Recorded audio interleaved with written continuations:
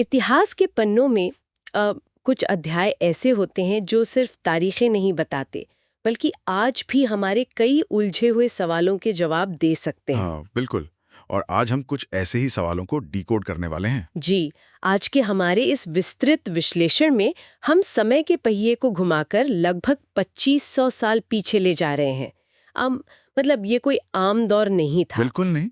ये सच में मानव इतिहास का एक बहुत ही निर्णायक मोड़ था।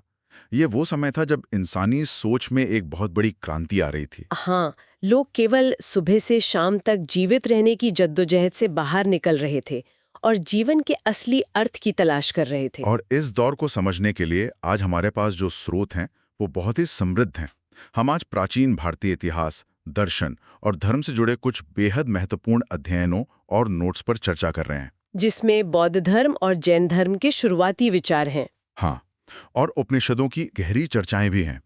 साथ ही समाज को एक नए ढांचे में ढालने वाली आश्रम व्यवस्था से जुड़ी जानकारियां भी हमारे पास हैं। मतलब ये वो समय था जब उपदेशक और मुनि गांव-गांव घूमकर लोगों के मन में उठ रहे सबसे गहरे सवालों पर बात कर रहे थे। बिल्कुल।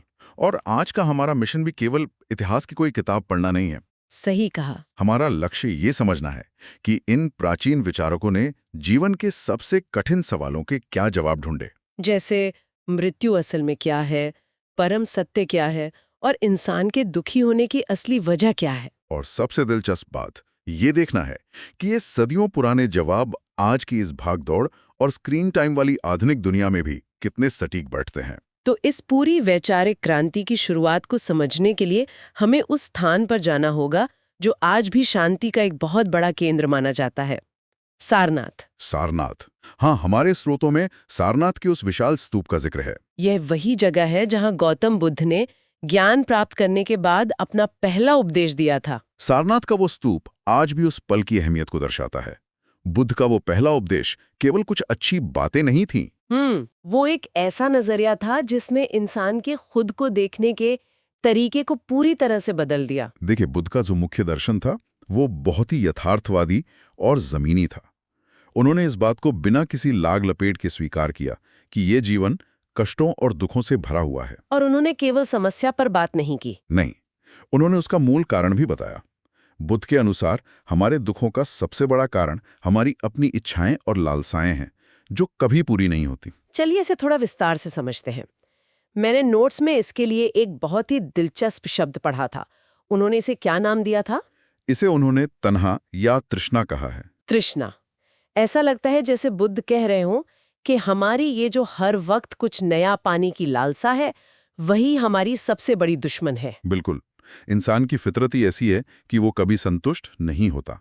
अगर उसे कुछ मिल भी जाए तो वो उससे भी ज्यादा पाने की होड़ में लग जाता है। अगर आज के समय से इसे जोड़ें तो ये बिल्कुल वैसा ही है जैसे हम सोशल मीडिया पर लगातार स्क्रॉल करते रहते हैं। सही कहा आपने। या हर नई चीज खरीदने की होड़ में लगे रहते हैं, लेकिन अंदर से खालीपन वहीं का वहीं रहता है। ये तुलना बहुत सटीक है।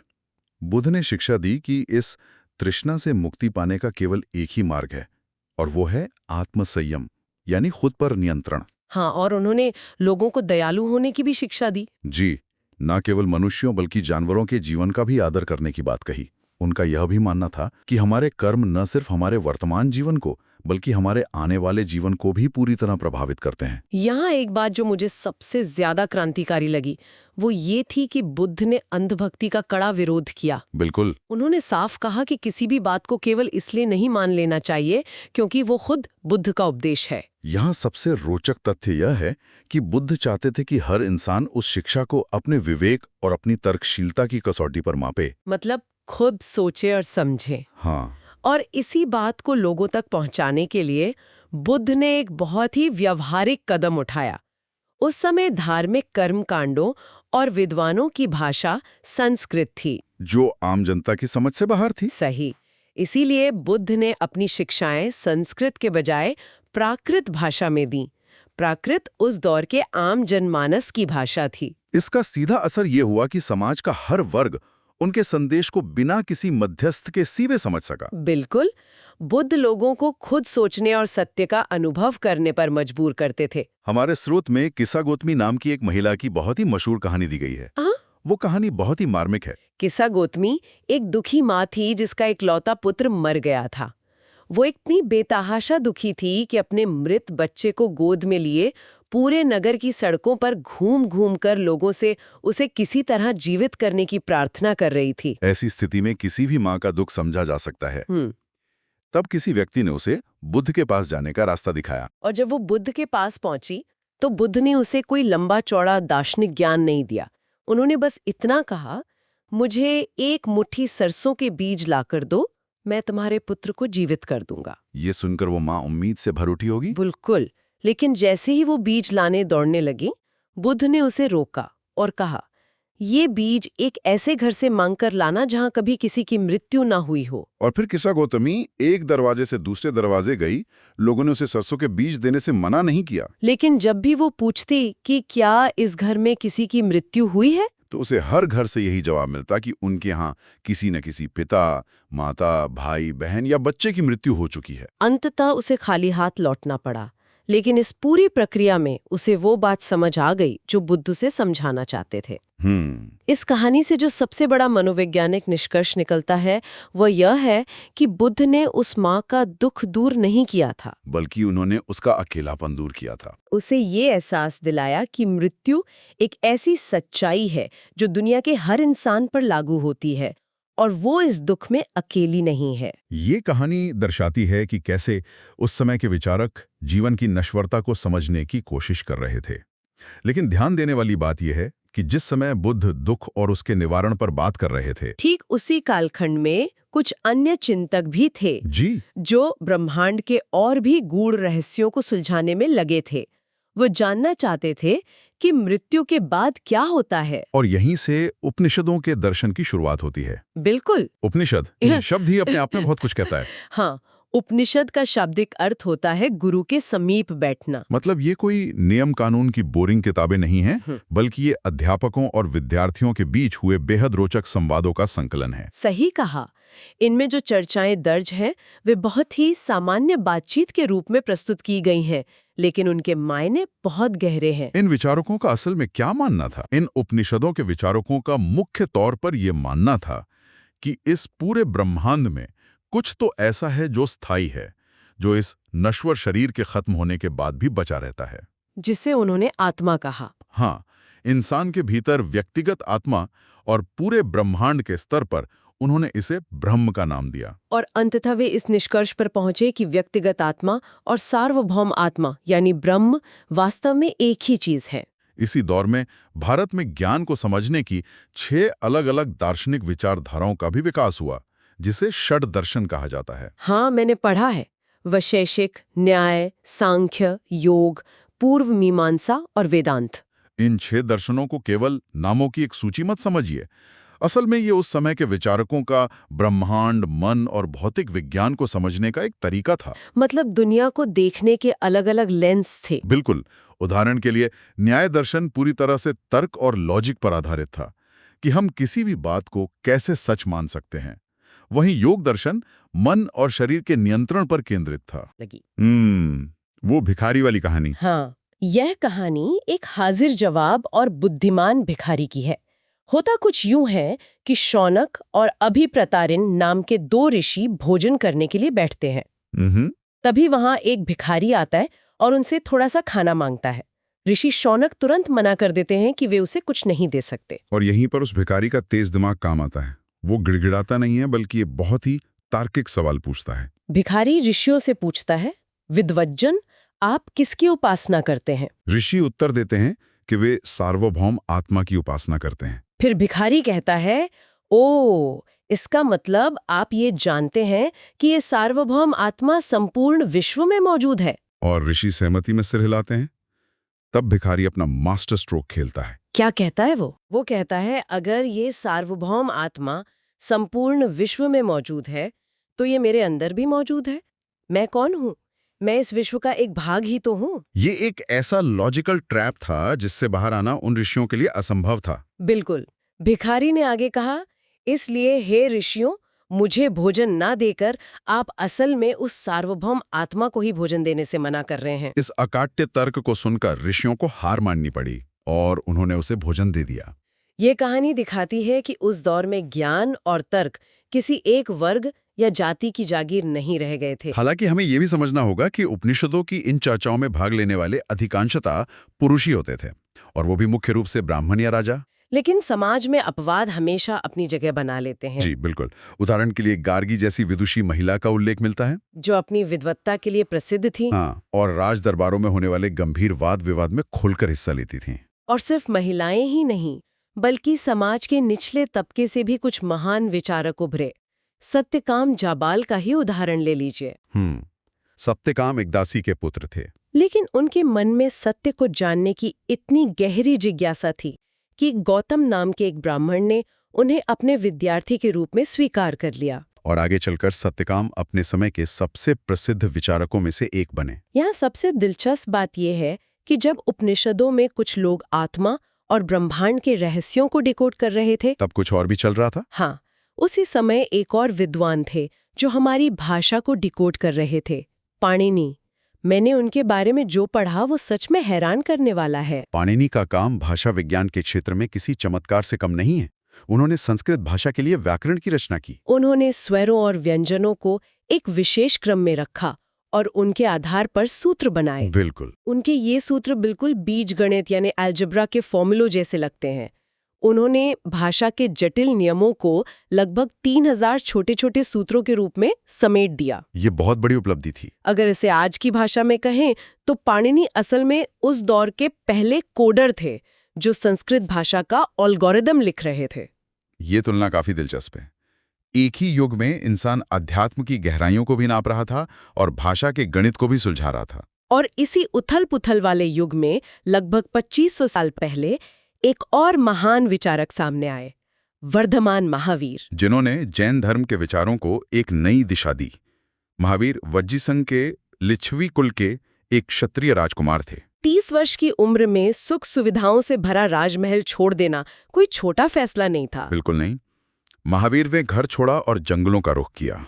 उन्होंने लगातार 12 वर्षों तक बेहद कठिन और एकाकी जीवन बिताया। और उसके बाद जाकर उन्हें ज्ञान प्राप्त हुआ, इच्छाओं पर पूरी तरह विजय प्राप्त कर ली हो। जी, महावीर की शिक्षाएं बहुत ही सरल थीं, लेकिन उनका पालन करना बहुत ही कठोर था।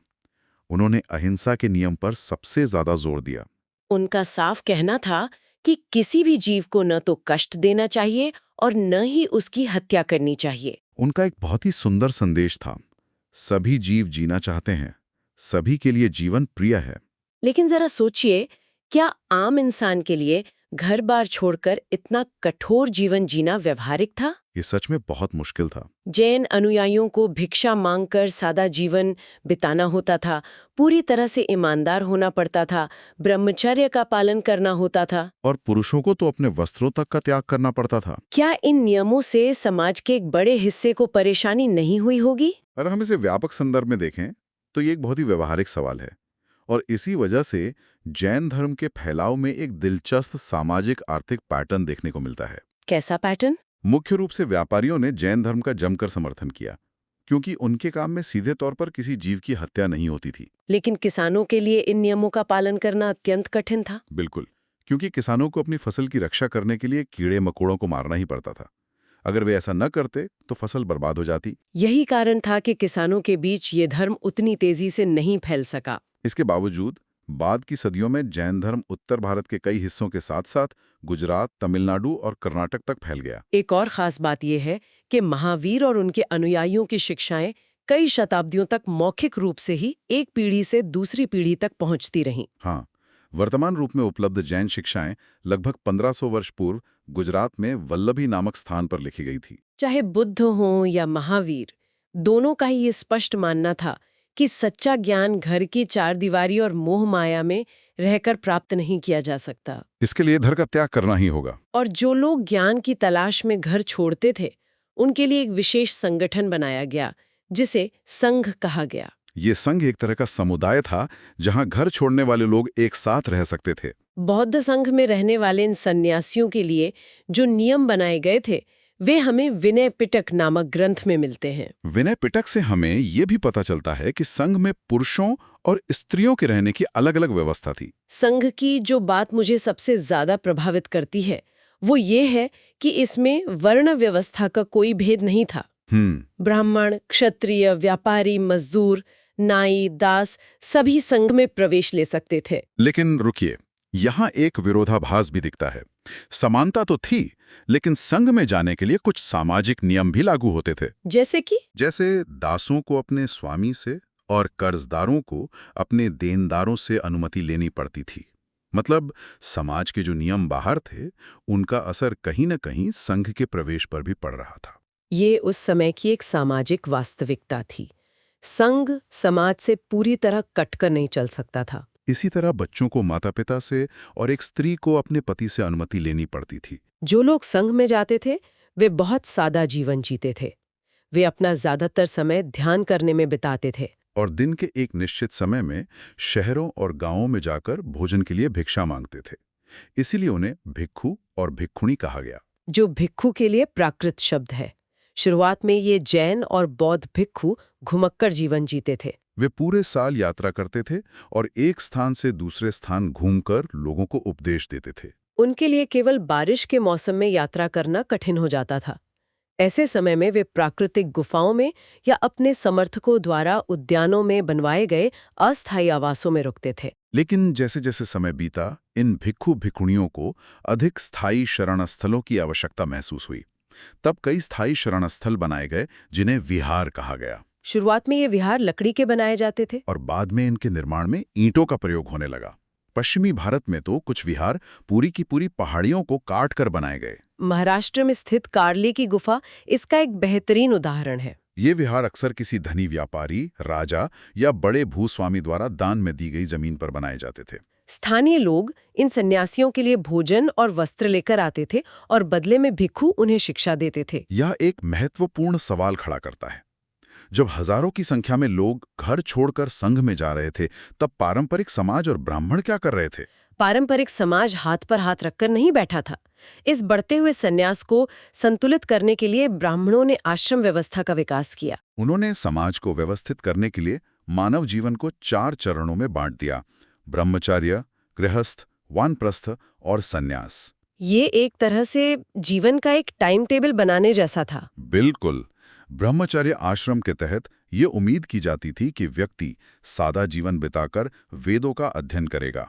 फिर गृहस्थाश्रम में उसे विवाह करके एक परिवार बसाना होता था और सामाजिक जिम्मेदारियां निभानी होती थी। उसके बाद वानप्रस्थ में जंगल में रहकर साधना करनी होती थी और अंत में सब कुछ त्याग कर सन्यासी बन जाना होता था। इस व्यवस्था ने लोगों को एकदम से घर छोड़ने के बजाय अपने जीवन का एक बड़ा हिस्सा समाज को देने के लिए प्रेरित किया। लेकिन यहाँ भी एक कड़ा सामाजिक प्रतिबंध था। हाँ, प्रायः स्त्रियों को वेद पढ़ने की अनुमति नहीं थी और उन्हें अपने पतियों द्वारा पालन किए जाने वाले आश्रमों का ही अनुसरण करना होता था। इस पूरी चर्चा में हमने भारतीय उपमहाद्वीप की बात की, लेकिन ठीक इसी कालखंड में सीमाओं के पार ईरान में भी एक वैचारिक हलचल हो रही थी। ज़रतुष्ट्र का दौर। हाँ, वहाँ ज़रतुष्ट्र नानु के एक महान उपदेशक हुए। उनकी शिक्षाओं का संकलन जिंद अवेस्ता नामक ग्रंथ में मिलता है। और ये बात बहुत हैरान करती है कि जिंद अवेस्ता की भाषा और उसमें वर्णित रीति रिवाज हमारे वेदों की भाषा और रीति रिवाजों से बहुत अधिक मिलते जुलते हैं। ज़रतुष्ट्र के शिक्षा का जो मूल मंत्र था वो बहुत ही स्पष्ट था: सद्विचार, सद्वचन तथा सद्कार्य। उनका मानना था कि अच्छे विचारों और अच्छे कामों से ही दुनिया में शांति स्थापित की जा सकती है। हजारों सालों तक ये ईरान का एक प्रमुख धर्म रहा। और बाद में ईरान से कुछ ज़रतुष्ट्रवादी आकर भारत के तटीय नगरों, विशेषकर गुजरात और महाराष्ट्र में बस गए। ये लोग ही आज के पारसी समुदाय के पूर्वज हैं। तो इस सब का असल मतलब क्या है? अगर हम आज के इस पूरे सफर को एक फ्रेम में रखकर देखें, तो ये दौर केवल नए धर्मों के बनने का दौर नहीं था। बिल्कुल नहीं, ये मानव चेतना और बुद्धि के जागरण का एक सुनहरा कालखंड था। बुद्ध का वो तर्कवाद, जहां वे कहते हैं कि सब कुछ अपने विवेक से परखो, उपनिषदों की वे गहरी दार्शनिक बहसें जो आत्मा को ब्रह्मांड से जुड़ती हैं, पाणिनि का वो अद्भुत भाषा विज्ञान और महावीर का करुणा से भरा जीवन, ये सभी मिलकर एक ऐसे समाज की नींव रख रहे थे जहां इंसान खुद से और प्रकृति से गहरे सवाल पूछ रहा था। और यही बात इस पूरे इतिहास को आज के लिए एक मार्गदर्शक बनाती है। सही कहा। इसी बात से जुड़ा एक बहुत ही गहरा विचार जहन में आता है।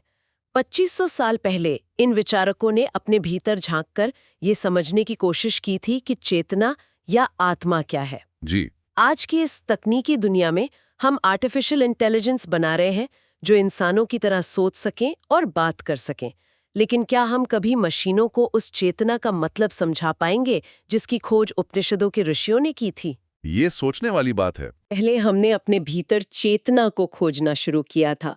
शायद अब अगला बड़ा कदम हमारी अपनी बनाई हुई मशीनों में उस चेतना को समझना हो।